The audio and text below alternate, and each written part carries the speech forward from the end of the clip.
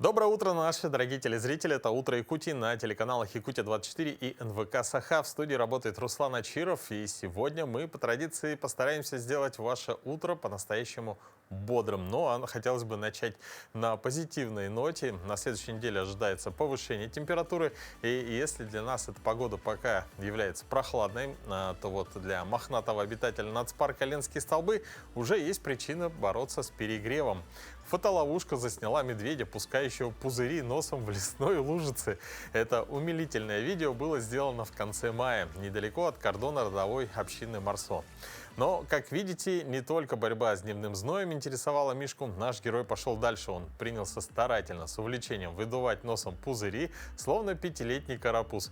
Видимо, талые воды обладают особыми расслабляющими свойствами. Понежившись в своем импровизированном спа, хозяин тайги отряхнулся, словно только что вышел из бассейна, и, довольный собой, направился прямиком к фотоловушке. И даже успел заглянуть в объектив, будто спрашивая: ну как я, хорошо получился? Действительно, кадры умилительные, забавные, и даже немножко забываешь, что это достаточно серьезный зверь. Но лето пока не позволяет нам также беззаботно прохлаждаться в воде, но тем не менее все еще впереди. А пока давайте узнаем, какая погода сегодня за окном. По состоянию на 6 часов утра температура воздуха в центральных районах республики была плюс 13, плюс 18 градусов. В заречной группе улусов от 12 до 19 градусов со знаком плюс, в южных 10-19 выше нуля, в Вилюйской группе улусов плюс 14, плюс 22, в Нижнеленских плюс 10, плюс 19, в западных плюс 11, плюс 20 градусов. В Колымо-Дигирской группе улусов 3-17 градусов выше нуля, в Янских 9-18 со знаком плюс. На северо-западе республики плюс 13, плюс 16 градусов. В городе Якутске температура воздуха на 6 часов утра была плюс 11 градусов. Атмосферное давление 747 миллиметров ртутного столба. Ветер северо-западный 3 метра в секунду. Сегодня днем небольшой дождь. Ветер северный от 3 до 8 метров в секунду. Температура воздуха плюс 16, плюс 18 градусов. Ну а мы желаем доброго утра всем, кто к нам присоединился. Я думаю, что вы уже встали с кровати и готовы приготовить себе завтрак. Ну и самое время узнать самые последние новости.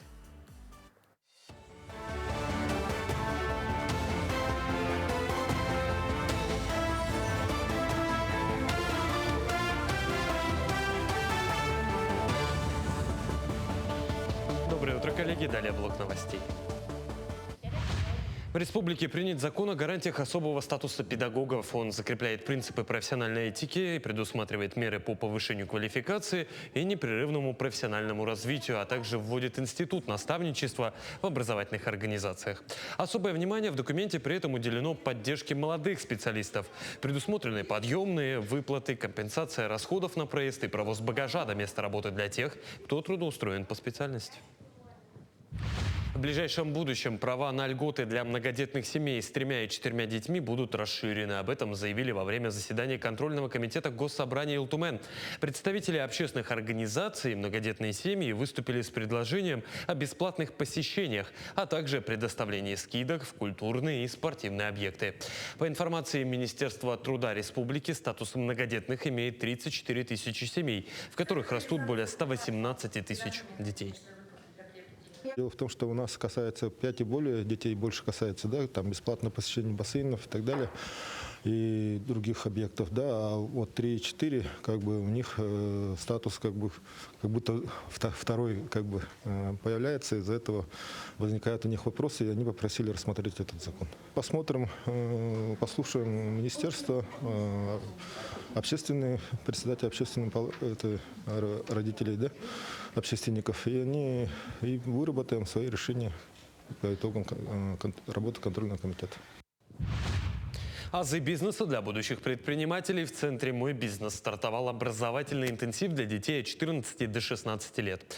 Работа проекта проходит в 2 этапа. Участниками первой смены стали 22 ребенка из разных уголков республики. Программа первого дня включала в себя не только тренинги и теоретические занятия, но и практическую часть. Так, детям был проведен мастер-класс по изготовлению различных изделий. Я отмечу, что этот интенсив проводится ежегодно. Вторая же смена проекта пройдет в августе этого года. В начале программы у нас всегда идет процесс знакомства, командообразования и генерация идей, в ходе которого получается процесс, когда школьники друг с другом знакомятся и сами выбирают себе лидера, который дальше определяет их стратегию как и в бизнесе, так и в процессе обучения. Дети все разные, очень хорошие, и вот даже вот сейчас видно, что они стремятся к получению знаний. Есть дети, которым очень интересно именно проявлять себя и узнавать что-то новое. Тем временем огонь 22-х игр Манчары зажгут 20 июня в Мегино-Кангаласском районе. Маршрут эстафеты пролегает через сам район. 28 июня он прибудет в Якутск на Эссых-Туймады. Затем эстафета пройдет в Чурапчинском районе. Всего же преодолеет огонь свыше 730 километров. Возглавляет группу эстафеты огня Дмитрий Горохов, руководитель эстафеты игр Манчары в мае 2005 года, Чурапче 13-го, Верхневилюйске 17-го, в Бердикистяхе 21 года. Всего же группа состоит из 6 спортсменов. Да. Огонь. В наших утренних эфирах мы часто рассказываем о тех или иных методах государственной поддержки. Сегодня вместе с нашей гостьей в студии Надеждой Дмитриевой, главным специалистом, экспертом отделения соцфонда России по Республике Саха-Якутия, мы поговорим о едином пособии. Надежда, доброе утро. Доброе утро. Скажите, кому полагается единое пособие? Единое пособие полагается родителям, опекунам детей в возрасте до 17 лет, а также беременной женщине, ставшей на учет в ранние сроки беременности. Это получается до 12 недель. Много ли получателей единого пособия у нас в республике? С начала этого года получателей единого пособия из семей, да, получается, более 29 тысяч. 29 Да, с начала этого года. Каким образом рассчитывается размер единого пособия? Размер единого пособия рассчитывается, то есть у нас две категории получателей. Это дети до 17 лет и беременные женщины. Получается, детям в возрасте до 17 лет размер единого пособия рассчитывается от прожиточного минимума для детей, а единое пособие как беременной женщине, размер его рассчитывается для трудоспособного населения. Вот, от прожиточного минимума для трудоспособного населения. Также размер всего, общий доход семьи не должен превышать прожиточный минимум текущего года на душу населения. Какие изменения появились в выплате единого пособия в этом году? С начала этого года есть большие изменения, 3 больших изменения, скажем. Это первое – проактивное назначение новорожденному ребенку. Это получается, если в семье родился ребенок младший, а старших детей получали единое пособие, то на младшего ребенка пособие назначается на тот же срок, и в том же размере. Новорожденному, получается, назначение идет проактивное, то есть беззаявительное. Есть заявительное. Тут условие должно быть, что ребенку не более 6 месяцев со дня рождения. Вот такое изменение. Второе у нас изменение идет по выравниванию сроков единого пособия. Например, сразу получатель единого пособия, то есть семья состоит из 3 человек, имеет детей из 3 детей, на 2 старших получают до конца июня и одного до сентября. И получается, последний месяц получения пособия, в июне, подается заявление новое с указанием, основанием для назначения всех детей, даже у которого не заканчивается срок.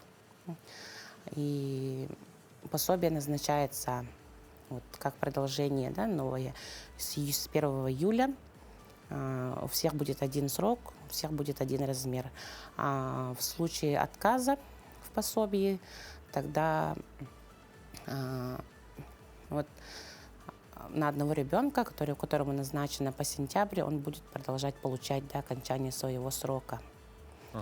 Вот. И третье наше большое изменение с этого года – это правило 4 МРОТ. Если в прошлом году мы самозанятым требовались доходы не ниже 2 МРОТ, то сейчас у всех трудоспособных членов семьи должны быть доходы не менее 4 МРОТ. Если таковых доходов, то есть 4 МРОТ, это у нас в этом году 89 760 рублей. Если за 12 месяцев не набирается такая сумма у каждого члена семьи, то должны быть объективные причины для отсутствия доходов, то есть уважительная причина должна быть. Скажите, а вот какой период рассчитывается в доходе семьи при назначении единого пособия? За какой период времени? При расчете среднедушевого дохода семьи берется 12 месяцев. Предыдущие 12 месяцев, это получается, если подать заявление в июле месяце, то расчетный период будет с июня 2024 года по май 2025 года. Учтут ли в доход семьи, например, то, что школьник заработал во время летних каникул? Да, такие вопросы тоже часто слышим. Все трудовые доходы несовершеннолетних, они не учитываются в расчет среднедушевого дохода семьи. То есть, получается, например, ребенку в расчетном периоде ребенку исполняется 18 лет в середине расчетного периода. И то, что было получено до совершеннолетия, оно не учитывается, такие именно трудовые доходы. А после достижения ребенком 18 лет, такие доходы уже включаются в расчет. И вот какие основные ошибки допускают граждане при заполнении заявления на единое пособие, что становится основанием для отказа в назначении? Безусловно, единое пособие оно уже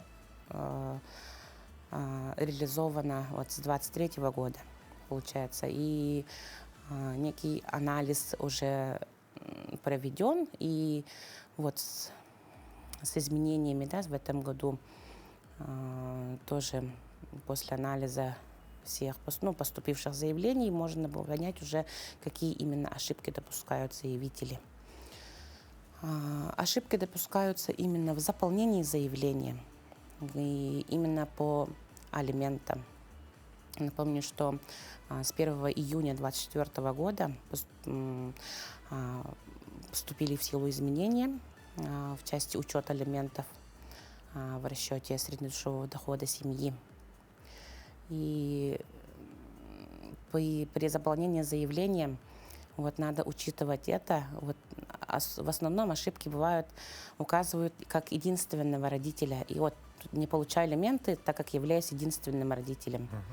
Единственный родитель – это понятие, когда в свидетельстве о рождении ребенка стоит прочерк, нет второго родителя, либо второй родитель умер. Только в таком случае. Основные ошибки такие. Да.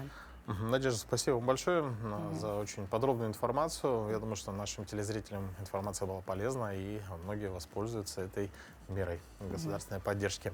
Но вообще меры господдержки направлены на помощь населению. Порой они помогают бороться с паникой и существенно облегчают нашу жизнь.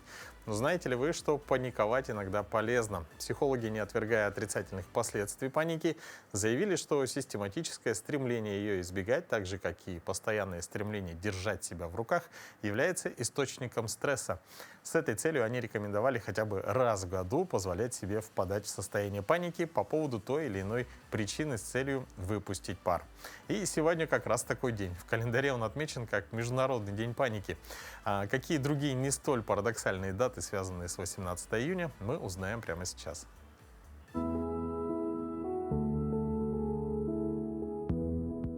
На календаре 18 июня. Сегодня Международный день паники, День службы военных сообщений Вооруженных сил России. По народному календарю Дорофеев день. На Руси считалось, что с Дорофея начинаются самые короткие ночи в году – воробьиные. Также в этот день расцветает сон-трава или прострел. Этот день в истории. В 1815 году английские и прусские войска разгромили армию Наполеона Бонапарта в битве при Ватерлоо. В 1880 году в Москве открыт памятник Александру Сергеевичу Пушкину. В 1889 году в этот день запатентована детская коляска. В 1932 году принято решение о создании Международной федерации баскетбола. А в 1937 году начался первый в мире беспосадочный перелет по маршруту Москва-Северный полюс, Ванкувер. В этот день родились Иван Гончаров, русский писатель, Владимир Образцов, российский советский ученый в области транспорта, академик, Эдуард Даладье, французский политический деятель, премьер-министр Франции в 30-х годах, Виталий Гальданский, советский ученый, академик, Пол Маккартни, британский музыкант, певец, композитор, один из основателей группы «Битлз». Именины сегодня отмечают Гаврил, Георгий, Гордей, Дмитрий, Игорь, Константин, Леонид, Марк, Михаил, Николай, Петр и Федор. Продолжая тему знаменательных дат, давайте перенесемся в Бурятию, центр буддизма России. Там отпраздновали день рождения богини Янжимы, почитаемой в Бурятии покровительницы искусств, ремесел, мудрости, а также материнства и детей. На Большой молебен в Баргузинский район Бурятии приехали тысячи верующих со всей республики.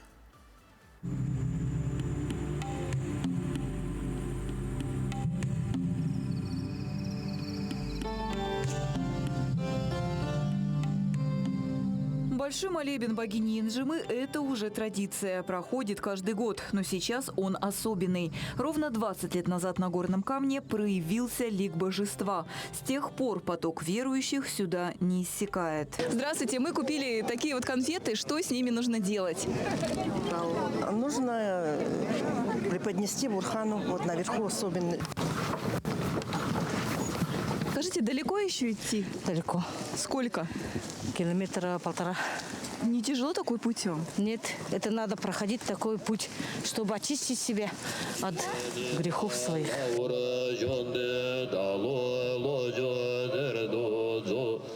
Священное место обнаружили, можно сказать, случайно. Местные жители рубили дрова и нашли в расщелине скалы шкатулку с пирамидкой 1000 Будд. После этого в местность Ярикта приехала целая делегация лам во главе с Хамбаламой. Искали, потом Хамбалама сидел, читал мантру и говорит, резко глаза, такой этот свет, луч. И говорит, о, у нас тут Бурхан сидит. В молебне приняли участие все ширеты ламы Бурятии, Иркутска и Забайкалья. Ведь Янжима – одно из наиболее почитаемых божеств в буддизме. Это богиня искусств, наук и ремесел. Но более всего известна как покровительница материнства и детства. Чтобы у детей благополучно все сложилось, чтобы семейные пары нашли. А ремень для чего? Это чтобы дочка замуж вышла, тут куколку, чтобы ребенок был. Расскажу один секрет. Нужно подходить к Янжиме и обнимать прямо камень животом, прикасаться к камню, чтобы быстрее случилась ваша заветная мечта. Я этого не знала, вот мне сказали, и после этого получилось. Прямо во время молебна верующие совершают гуру. Нужно пройти вокруг богини Янжимы 3, 7 или 21 раз. Ну, пройти это, конечно, громко сказано. Тропа настолько узкая, что не вмещает всех желающих. Сейчас мы, можно сказать, просто стоим в пробке. Здравствуйте, вы откуда? Мы здесь местные сулюны. Если поклониться все как следует, если у кого детей там нет, обязательно появляются дети, рождаются, да. И вообще богиня Янжима приносит удачу, счастье. Мимо сколько лет проезжал, да? Мы же первый раз сюда поднялись. На этой земле мы родились. Надо же свою родину любить, свое это. Там молиться, почитать все. Что там делал наверху? Бухан, мои слова. Подобный молебен теперь пройдет ровно через год. Нынешний, по примерным оценкам, посетило более 5000 человек. Евгения Жировова, Вячеслав Цыбиков, телекомпания «Аригус». А православные Алекминска организовали конкурс рисунков «Мой храм». Подвели итоги, огласили на днях имена номинантов. Надо отметить, что конкурс приурочен к значимой дате. В этом году у Спасского собора юбилей – 155 лет. Участие приняло более 60 школьников. «Дорога к храму». Так звучит одна из номинаций конкурса, организатором которого выступил Спасский собор. Выполняли рисунки по 3 номинациям. Рисовали мой храм, мечтали о том, какой будет церковный дворик. Ну, в общем, проявили свою творческую выдумку и фантазию. Сложно было подводить итоги? Как отметили эксперты, действительно было очень сложно. Они оценивали по 5 критериям. Это и творческий подход, это и умение использовать различные техники. Но, тем не менее, они в первой степени оценивали именно творчество. Конкурс рисунков объявили в мае, а в день празднования Святой Троицы озвучены имена победителей.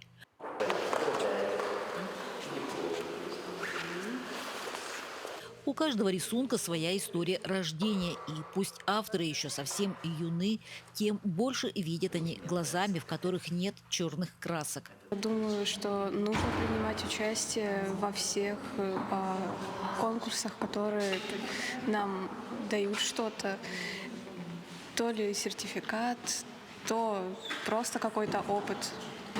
Среди участников ребята из 8 образовательных учреждений и учреждений дополнительного образования. Вот эта тематика сложная, на твой взгляд? Ну, на мой взгляд, не очень.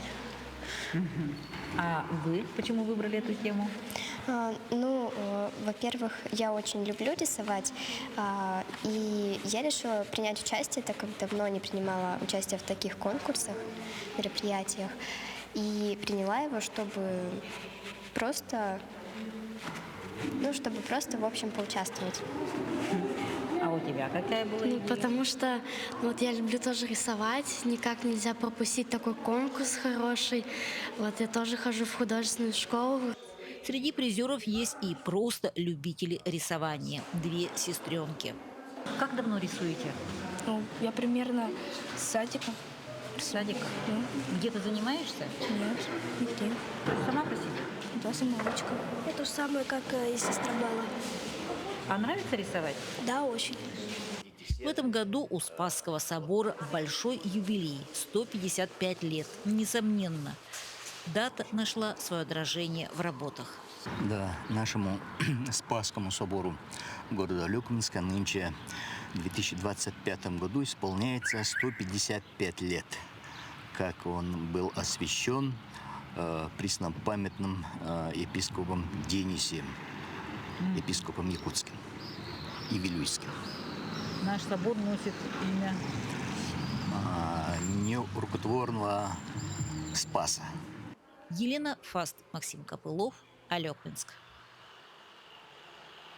Ну а чтобы в течение рабочего дня не впадать в грусть, надо, чтобы утро всегда было бодрым и заряжающим. А поможет нам сегодня в этом Вячеслав Ефимов со своими подопечными, которые, несомненно, помогут вам размяться и подготовиться к новому рабочему дню. Коленочку поднимаем наверх, бросаем вниз натянутой стопой. Поднимаем коленочку обратно, ставим рядом. Повторяем то же самое другой ножкой. Коленочка, бросили, коленочка, поставили. Каждый раз, когда поднимаем коленочку, подпрыгиваем на опорные ножки. Прыгнули, бросили. Прыгнули, поставили. Прыгнули, бросили. Прыгнули, поставили. Ускоряемся, делаем чуть-чуть быстрее. Коленка, бросить, коленка, поставить. Коленка, бросить, коленку, поставить. Коленку, бросить, коленку, поставить. Бросить, коленку, поставить. Дальше. Делаем 2 раза. Коленку поднять, бросить, поднять, бросить в сторону, поднять, переступаем назад, шаг, подставка, вперед. Другой ножкой. Коленка, бросить, коленка, в сторону, коленка, назад шагаем, назад, подставка, вперед. Еще раз повторяем. Коленку бросить, коленку бросить, коленку, шагаем. Шаг, подставка, шаг. Повторяем. Раз, два, шагаем. 3 и 4. И раз, и 2, и 3, и 4. И раз, коленка, 2, коленка, 3 и 4. Еще раз. И раз, и 2, и 3, и 4. И раз, и 2, и 3, и 4.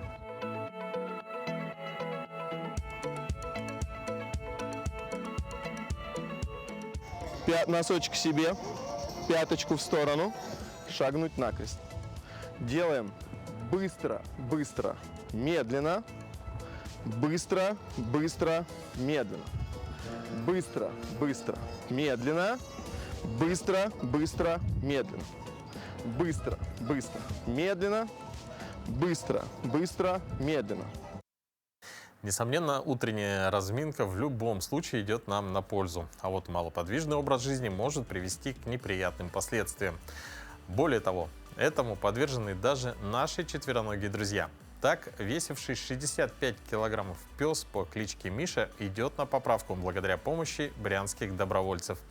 Животное, страдавшее от тяжелого ожирения и диабета, проходит реабилитацию под наблюдением ветеринаров. Выходи, выходи, Миша, кто? Да, я думаю, Боб побоится.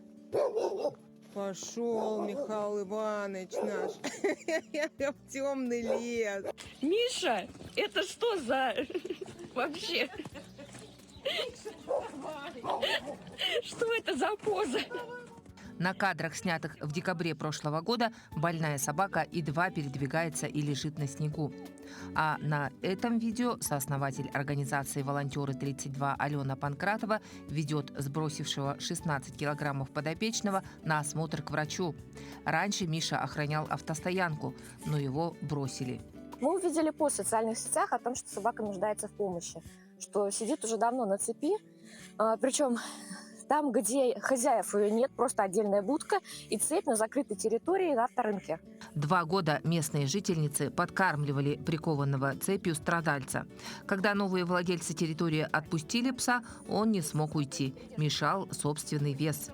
Поначалу он практически не ходил. Мы его в клинике, мы ему придумали мишмобиль, это тележка переделанная, садовая тележка. Вот, возили его в ней. На улице тоже не ходил. Мы начали с ним каждый день заниматься. Каждый день мы заставляли его что-то делать. Ему было тяжело, у него лапки не держали, тряслись. Но мышц у него не было, потому что цепь короткая. Вот. И все это постепенно, теперь его остановить тяжело. Помимо сахарного диабета у пса обнаружили гипотиреоз – хронический недостаток гормонов щитовидной железы, а также проблемы с желчным пузырем. Но благодаря усилиям волонтеров Миша постепенно выздоравливает. Вряд ли мы найдем ему хозяина. Мы даже не надеемся на то, что найдется человек, который готов столько времени уделять собаке, потому что это трижды в день замеры сахара, это не работать. Это постоянный контроль, это сидеть над ним по 2 часа, чтобы он что-то поел.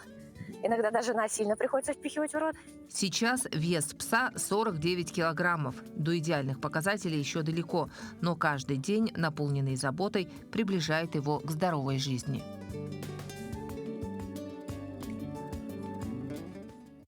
Действительно добрая и позитивная история из Брянска. Ну а летом пробуждается вся природа, в том числе и вредоносные насекомые. Если к комарам и мошкам мы еще как-то привыкли, то вот клещи для наших широт достаточно новая напасть. Как с ними бороться и, главное, защищаться, нам расскажет рубрика «Мой доктор».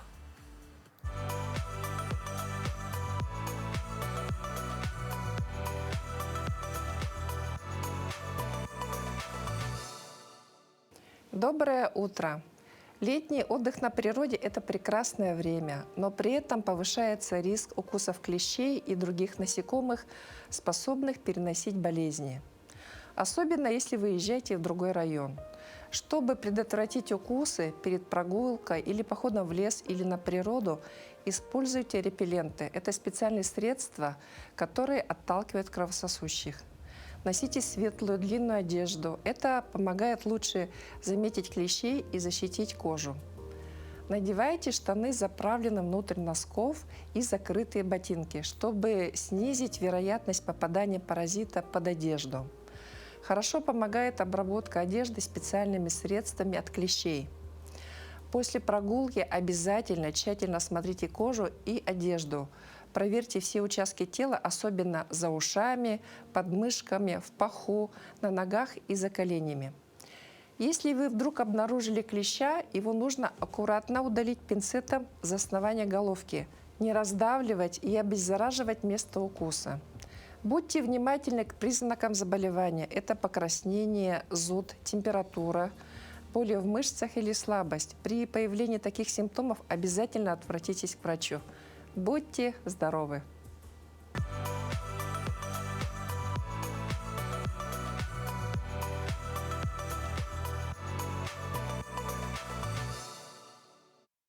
Ну а продолжая летнюю тему, мы переходим к тому, что радует наш глаз. Это, несомненно, цветы.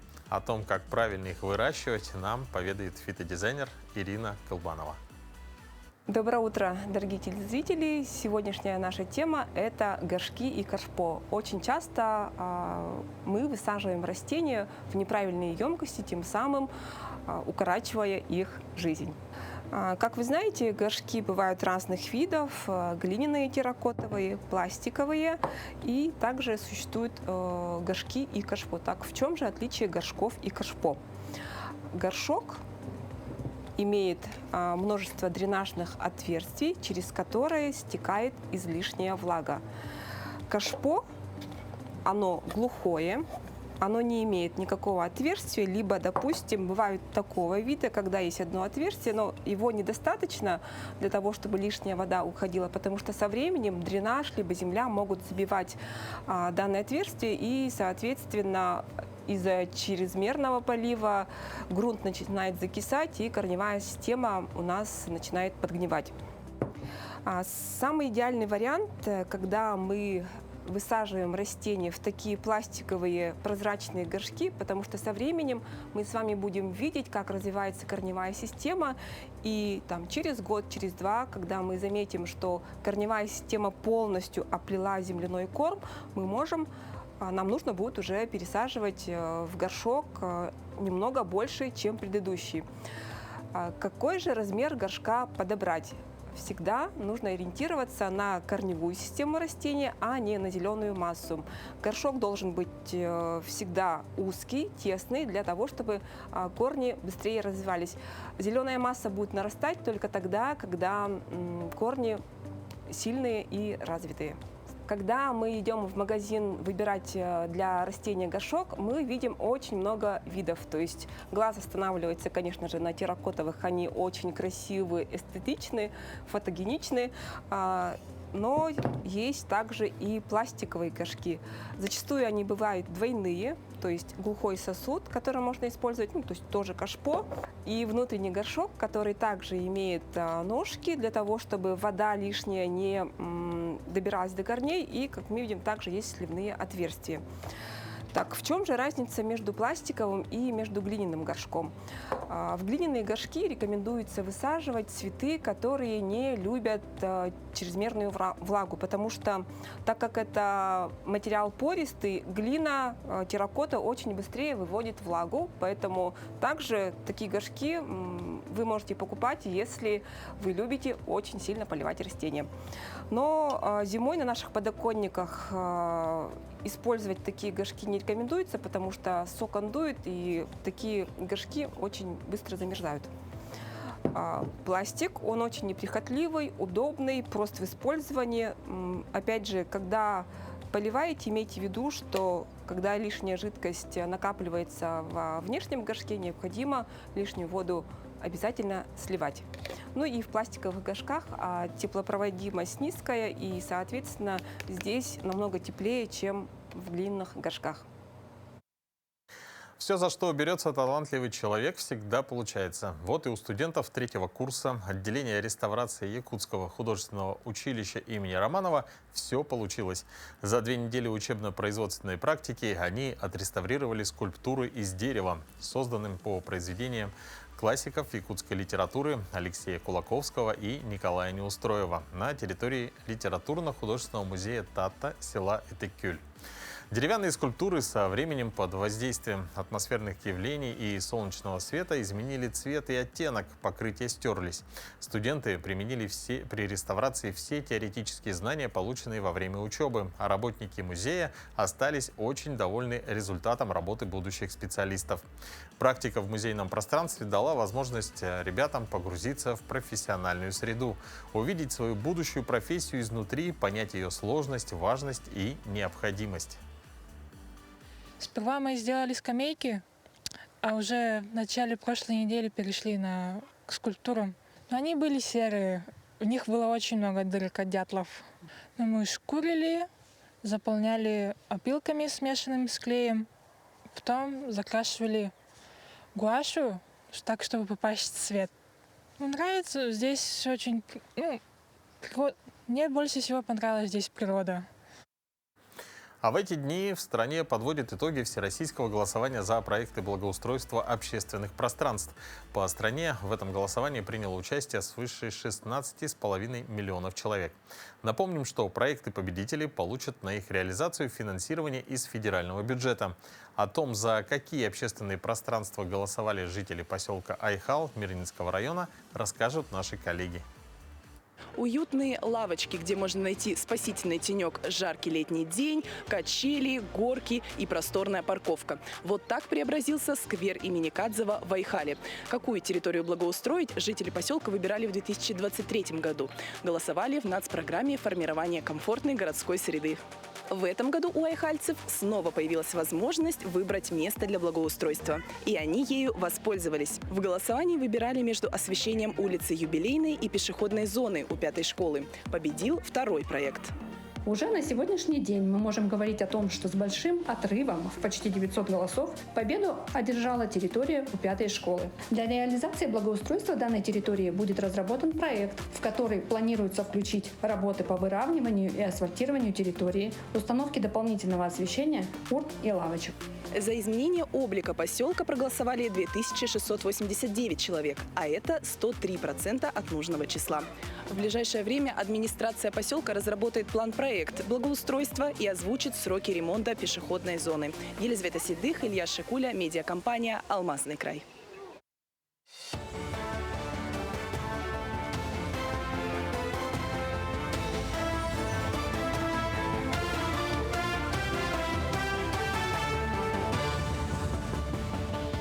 Мы продолжаем рассказывать о самых заметных событиях в республике, стране и мире. Филиал Государственного фонда продолжает оказывать бесплатную юридическую поддержку ветеранам СВО и членам семей погибших военнослужащих. Граждане могут обратиться по самым актуальным вопросам. От назначения мер соцподдержки, получения различных льгот до розыска пропавших без вести и решению споров. За время работы филиала юридическую помощь получили 1500 участников СВО и их родных. Из них 809 – целевая категория граждан. Ежемесячно во вторую и четвертую пятницу фонд проводит совместный прием с участием военного прокурора. Кроме этого, еженедельно в среду и пятницу граждане могут проконсультироваться у специалистов МФЦ, а по понедельникам в первой половине дня у адвокатов. За помощью могут обратиться и действующие военнослужащие со своими родными, так как все они по закону о бесплатной юридической помощи относятся к льготной категории граждан. А в настоящее время на согласовании в органах государственной власти республики находится законопроект о внесении изменений в закон Республики Саха-Якутия о бесплатной юридической помощи с увеличением перечня случаев оказания помощи и возможностью представления интересов заявителей в судах по гражданским делам. Уже с 1 сентября выходное пособие будут рассчитывать по-новому. Это следует из постановления правительства об особенностях порядка и исчисления средней заработной платы. При этом принципиальных изменений в расчете среднего заработка не будет. Источники рассказывают о том, что изменения в нем касаются выходного пособия. Раньше это было произведение среднего дневного заработка и фактического количества рабочих дней по производственному календарю в периоде, подлежащем оплате. Теперь же его будут считать так. Средний дневной заработок умножается на среднее число рабочих дней, приходящихся на 1 месяц в году. В Нерюнгринском районе с начала сезона зафиксировали 51 случай укуса клещей, из них 14 – это дети. Из общего числа клещами завозными являются всего 11 случаев, остальные произошли на территории Нерюнгринского района. По результатам лабораторных исследований в одном клеще обнаружен возбудитель болезни Лайма или боррелиоза. Подготовлено к отправке на исследование еще 34 клеща. Обработка местности от клещей является неотъемлемой составляющей профилактики инфекции. Самым эффективным способом борьбы с клещами на сегодня считается обработка территории посредством специальных химических средств – акарицидов. В Нерюнгринском районе уже обработаны наиболее часто посещаемые населением участки территории. Сегодня проводится контроль качества и эффективности акарицидной обработки. Специальным флагом Волокуша проводится контроль травяного покрова, кустарников. И потом смотрим, прикрепились клещи или нет. Это проводится уже не первый год. В настоящее время и ранее клещи не обнаруживались на тех территориях, где была проведена акарицидная обработка. Тем временем Роспотребнадзор республики проводит лабораторный мониторинг качества воды и песка в водоемах. В рамках социально-гигиенического мониторинга запланировано 642 исследования по разным показателям. На территории республики зарегистрировано, напомню, 5 официальных мест купания, 2 из которых на территории столицы республики уже получили положительные санитарно-эпидемиологические заключения. Это пляж в 202-м микрорайоне Якутска и Хатун-Мача в Мегино-Кангаласском районе неподалеку от города. Остальные продолжают проходить лабораторные исследования для обеспечения безопасности отдыхающих. Управлением Роспотребнадзора по Республике Саха-Якутия в летний период проводится лабораторный мониторинг качества воды и песка в водоемах республики. Купальный период в рамках социально-гигиенического мониторинга запланировано проведение 642 исследований. На сегодняшнюю дату в июне отобраны пробы воды и песка из 15 мест купания. Проведено 72 исследования на санитарно-химические, микробиологические, вирусологические, паразитологические показатели. На этом все. Хорошего дня и оставайтесь на нашем телеканале.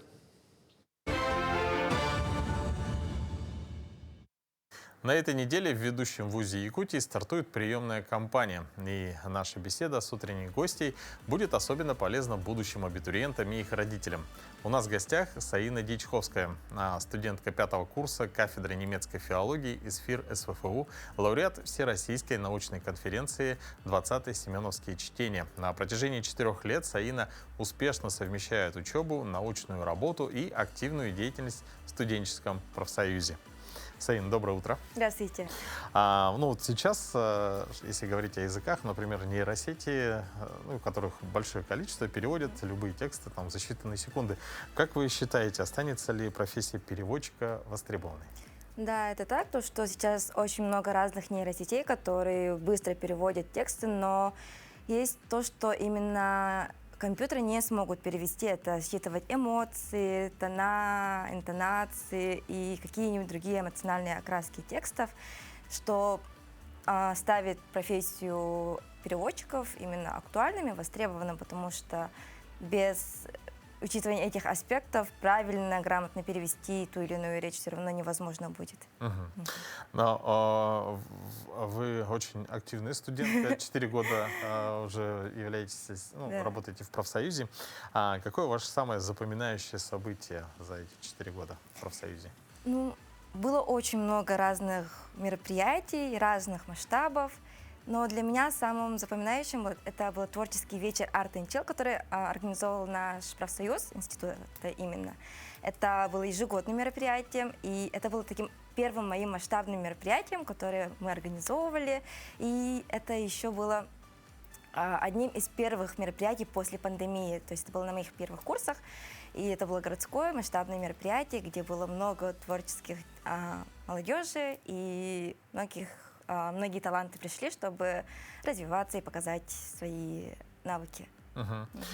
Скажите, какие стажировки за границей доступны студентам вашей кафедры? Стажировки это является одним из плюсов нашей учебы. И есть много возможностей. Каждый семестр у нас студенты идут учиться за границу на стажировку. Во-первых, это же у нас семестровые стажировки по академической мобильности, то есть мы едем на один семестр и учимся в том или ином вузе другой страны. Например, это у нас вузы Казахстана, в городе и Астана, и Алматы, также в Кыргызстане и в Китае. И также есть возможность получить стипендии или гранты на языковые курсы в другие страны, в Европу тоже. Вот. Ну, помимо стажировок, вот, на ваш взгляд, какие еще преимущества, да, учебы в Северо-Восточном федеральном университете? Есть очень много на самом деле плюсов. Ну, тот же профсоюз дает очень яркую, очень интересную студенческую жизнь и вот дают хорошее качественное образование, это говорю как уже будущий выпускник. Вот, также есть и стажировки, есть хорошие мотивационные, так скажем, повышенные стипендии для студентов в большом размере. Есть также и единовременные выплаты, которые могут помочь студентам в их трудное положение. Ну вот вы очень активная студентка, да? Как вы распределяете время между учебой, наукой и общественной работой? Тут очень важно иметь самодисциплину, во-первых же, и правильно расставлять свои приоритеты. Во-первых, мы все равно, кем бы мы ни являлись, мы в первую очередь студенты, то есть учеба для нас должна быть в приоритете. И поэтому сначала мы заканчиваем нашу учебу, делаем свои домашние задания, и только потом мы можем заниматься своей второй деятельностью. Это может быть и по научной деятельности, и по общественной деятельности. Да, нужно по чуть-чуть, ничего не откладывая на потом, ни на завтра, ни на послезавтра, по чуть-чуть, каждый день, если распределять все, то вполне возможно. Все. Ваша специальность переводчик? Нет, я по специальности педагог иностранных языков. На нашей кафедре реализуется программа по педобразованию, то есть мы учителя будущие немецкого и английского языка. Вот. И чтобы поступить, кстати, к нам не обязательно сдавать иностранный язык, так что внимание будущим абитуриентам, можно сказать, да. А какие экзамены сдают приемные? Русский язык, обществознание и вступительное собеседование на нашей кафедре. Также те, которые поступают после СПО, они сдают внутреннее тестирование и тоже собеседование. Вот. Какой миф об изучении языков вас раздражает больше всего? Вот, например, типа после 20 лет уже поздно изучать что-либо, да? Или, например, достаточно какого-нибудь приложения, там, типа Duolingo и так далее? Мне не нравится миф то, что иностранный язык не нужен совсем сейчас. То, что сейчас, да, заменяет все эти гаджеты. Нет, на самом деле многое теряется, даже если есть переводы, то основная мысль может затеряться, поэтому лучше самому изучить. И язык — это не только про речь или слова, это про культуру, про историю другой страны, поэтому изучение языка является очень интересным процессом на самом деле. И лучше знать, чем потом как-то неправильно, как сломанный телефон, общаться. Кстати, соглашусь с вами. Кстати, коллеги, получается, я тоже по специальности учитель английского языка и литературы. Вот, действительно, иногда слушаешь перевод, который нейросети делают, и иногда даже ловишься на мысли, что немного не улавливаешь, что именно было изначально. Как вы считаете, вот когда-нибудь, если говорить об онлайн-курсах, да, действительно ли смогут онлайн-курсы в будущем когда-либо заменить университет, такое очное образование? Я считаю, что это все равно не будет. Да, онлайн-курсы очень удобные, они более легкодоступные, чем поступление в университеты, да, но тем не менее университет не предлагает живое общение. Там вы можете найти единомышленников, вы можете получить поддержку от специалистов в своей области, профессоры, преподаватели, и вот получить качественные знания именно. Потому что сейчас могут быть очень много разных, так скажем, псевдокурсов, которые на самом деле лишь бы заманить людей, но в университете такого все равно у вас не будет. И будет у вас именно, так скажем, фундамент для дальнейшего развития. Вот. Но вы уже практически выпускница, да? 5-й курс сейчас у вас. Куда вы собираетесь устраиваться на работу? И вообще в целом, куда чаще всего устраиваются ваши однокурсники, выпускники из фирмы? Да. Так как у нас специальность педобразования, в основном наши выпускники идут работать по своей специальности учителями. Лично я собираюсь поступать в магистратуру, но некоторые мои одногруппники, они собираются идти работать в районы, такие как Намский, Усть-Алданский, в городе Покровск. А так, у нас есть выпускники, которые работают в министерствах, в администрациях, также работают тут и на НВК тоже. Вот. И также могут работать и переводчиками, синхронистами тоже. Есть большой выбор профессий, на самом деле. Да, действительно, согласен. То есть у меня тоже, получается, филологическое образование, оно много где может быть применено, да, и можно сказать с гордостью, я же филолог. Но еще один такой вопрос. Если бы вам дали 30 секунд в эфире, да, чтобы убедить человека выучить второй иностранный язык, что бы вы сказали? Вы прям можете к зрителям обратиться. Я могу сказать то, что каждый иностранный язык — это своего рода дверца в другой мир, и так можно открыть свою дверцу и изучить новый другой мир, другую вселенную, другую культуру. Так что давайте учить языки и узнавать мир. Вот. Саина, вам большое спасибо за такую позитивную беседу. Я думаю, что вы многих зарядили. И, друзья, также, возможно, кто-то из вас, да, будет изучать языки, либо, если вы абитуриент и собираетесь поступать, то тоже рассмотрите этот замечательный вариант. Спасибо большое. Спасибо. Но одним из самых лучших способов держать свой мозг в тонусе действительно является изучение языков. В нашей постоянной рубрике сегодня мы выучим название ягод на якутском языке. Ütö күнүнен. Ütö күнүнен. Летом в Якутии растет много ягод. Они очень вкусные и полезные. Аня, ты можешь назвать некоторые из них? Клубника, земляника, малина, ежевика, земляника. Хорошо. Это садовые ягоды ты назвала. Ага. А есть дикорастущие, которые очень полезные. Сейчас узнаем их якутские названия, а также производные от них глаголы. Слушай и повторяй. Брусника. Отон. Отон. Собирай бруснику. Отонно. Отонно. Голубика. Сугун. Сугун.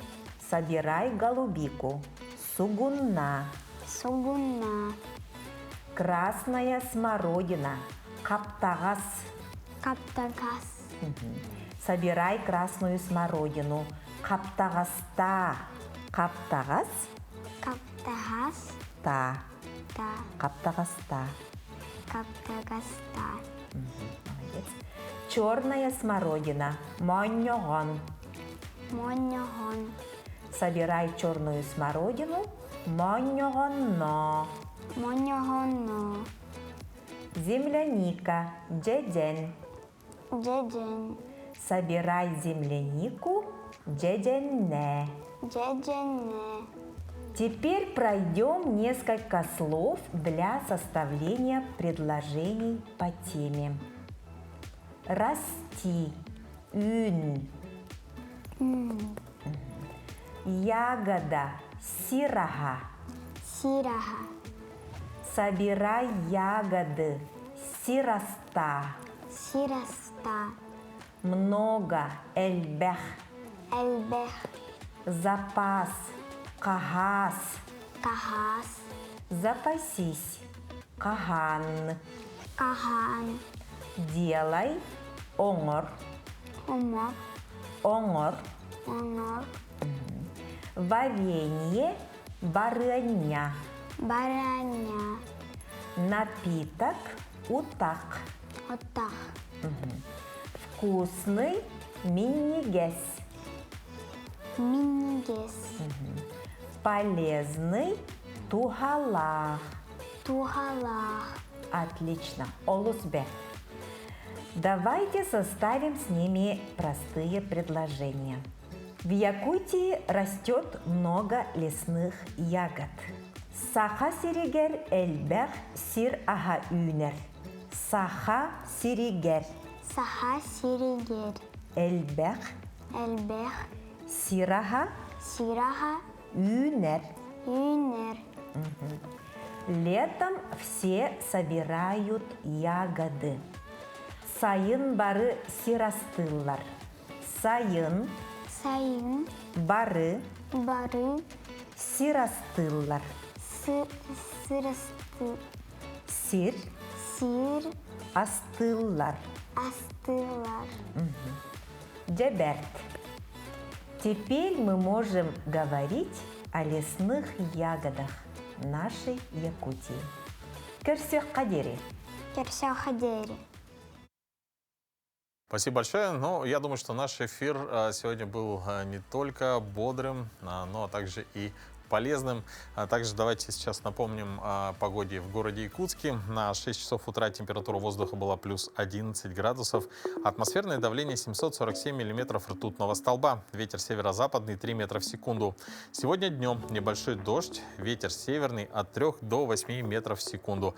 Температура воздуха плюс 16, плюс 18 градусов.